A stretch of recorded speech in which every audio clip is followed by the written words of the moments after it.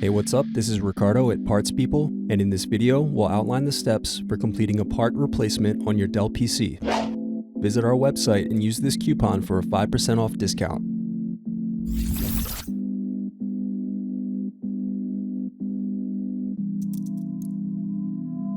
Unscrew, then remove access door.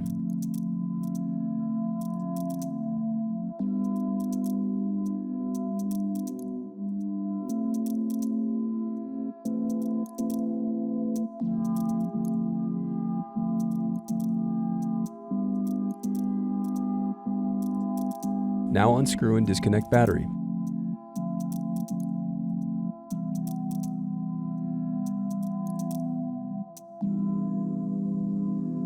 Then unscrew and remove hard drive.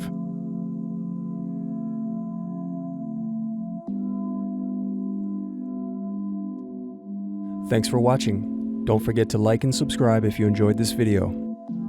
And if you need more, check out this playlist to watch other tutorials for your laptop. You can also click here to find parts for your laptop at partspeople.com.